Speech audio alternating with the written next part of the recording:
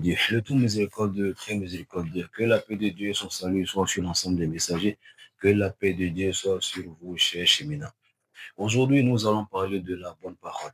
Le Seigneur nous dit dans le Coran, يا أيها الذين آمنوا اتقوا الله وقولوا قولا سديدا يصلح لكم أعمالكم ويغفر لكم ذنوبكم. Il dit, ô vous les croyants, dites de bonnes paroles afin que le Seigneur améliore vos actions et qu'il vous accorde son pardon.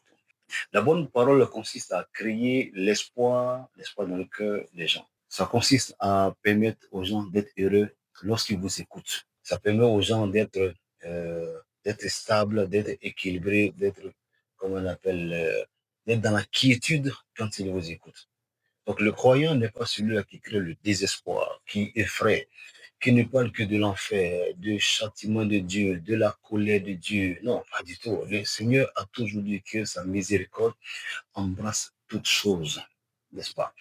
Et il a même dit, quels que soient les péchés que tu commets, quand tu reviens à lui, repentis sincèrement, il dit qu'il t'accueille et il te pardonne, même si tes péchés avaient rempli la terre et les cieux, il te les pardonne. Donc, il a tout ce pouvoir-là de nous accorder son miséricorde. Ce qui veut dire que nous devons nous encourager à aller dans la voie, n'est-ce pas, du pardon et de la miséricorde. Mais nous ne devons pas passer le temps, n'est-ce pas, à créer du désespoir. La bonne parole, c'est à tous les niveaux. C'est à la maison avec madame, avec monsieur, avec les enfants, avec les amis, au travail, dans la communauté, à la nation. En tout cas, tout ce qui va permettre aux gens de se construire est, n'est-ce pas, la bonne parole.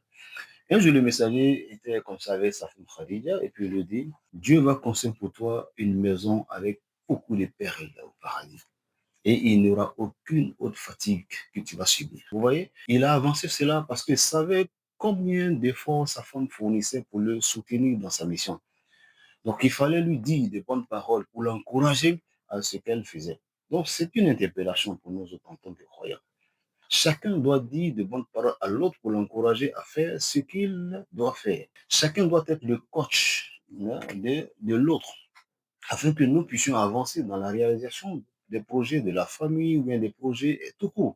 Donc la bonne parole consiste effectivement à apporter du soutien à l'autre. Le messager nous dit qu'il y a quelqu'un qui a maudit son frère parce qu'il était en colère. Il a dit à ce dernier, Dieu ne te pardonnera jamais. Il dit que le Seigneur est derrière les sept cieux. Il a dit, qui est-ce qui prend des décisions à ma place? Celui qui a dit que son frère ne sera pas pardonné lui-même, mais son frère sera pardonné. Et vous voyez que le Seigneur n'accepte pas que nous soyons, n'est-ce pas, des juges les uns pour les autres. Non, pas du tout.